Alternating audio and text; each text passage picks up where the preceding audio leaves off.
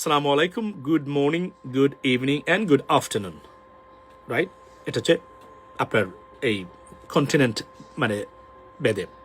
So video শুরুতেই মাননীয় প্রধানমন্ত্রী তারক রহমান সাহেবকে ধন্যবাদ।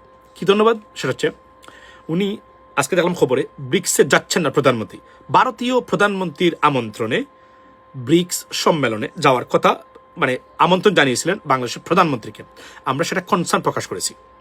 আমরা বলেছি ব্রিক্স একটা dad issue, it's a poison for Bangladesh, it's a trap, it's একটা মরণ ফাঁদ, ডোন্ট গো দ্যার। ভুলেও এটার নাম নেবেন না। এটা নিয়ে আলোচনা করাটাই অপাঙ্ক্তেয়, অর্থনৈতিক সুবিধার বাহিরে বলে এবং বাংলাদেশের বিরুদ্ধে যায় বলে আমি মনে করি। এবং কিভাবে যায় আমি সেটা ঘন্টার পর ঘন্টা আলোচনা করে তথ্য প্রমাণ দিয়ে আপনাদেরকে দেখাতে পারবো। মনে রাখবেন, এই ব্রিক্সের কারণেই ভারত এই মুহূর্তে রাশিয়ার স্যাংশন বিল অথবা রাশিয়া নিষেধাজ্ঞা বিল বা স্যাংশন বিলে ভারতের মতো রাষ্ট্রকে মার্কিন যুক্তরাষ্ট্র অন্তর্ভুক্ত করেছে। এবং this is a done and dusted. ভারতের জন্য কঠিন সময় আসছে আগামীতে। এটা একটা ভয়ঙ্কর জিনিস যুক্তরাষ্ট্র থেকে কেউ কি কল্পনা করেছেন? কারণ ভারত মনে করে বন্ধুত্বের দোহাই দিয়ে সবচেয়ে বড় প্রতারণা করেছে ভারত। রাশিয়ার কাছ থেকে তেল কিনছে এই যুদ্ধ চলাকালীন অবস্থায়। না, এটা আপনি বলবেন যে তেল কিনলেই কি না কিনলে কি, এটা আলাদা ব্যাপার। কিন্তু এক একটা দেশের সাথে এটা একটা দেশের চাওয়া পাওয়ার সম্পর্ক আছে। গেল একটা। সেকেন্ড থিং হলো, এবং ব্রিক্সে আমাদের যাওয়ার দরকার নাই। কেননা ব্রিক্সে যে আমরা অর্থনৈতিক সুবিধা পাই মার্কিন যুক্তরাষ্ট্র থেকে আমরা তার 10 গুণ বেশি পাই। এবং ব্রিক্সের যারা রাষ্ট্র আছে এরা আমাদের মার্কেট না, আমরা তাদের মার্কেট। মার্কিন যুক্তরাষ্ট্র আমাদের মার্কেট।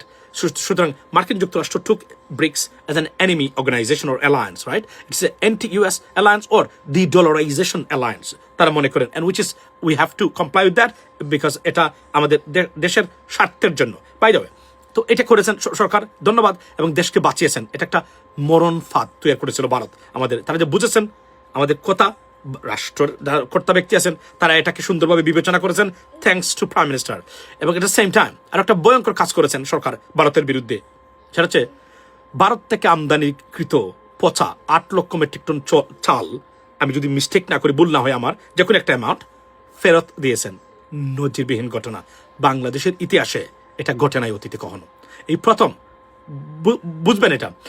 এটা দ্বারা শুধু ফেরত দিয়েছেন ভালো চাল এটা না, এটা দ্বারা সারা পৃথিবীতে ভারতকে এক ধরনের ভারতের মান সম্মান ধুলায় মিশিয়ে দিয়েছেন।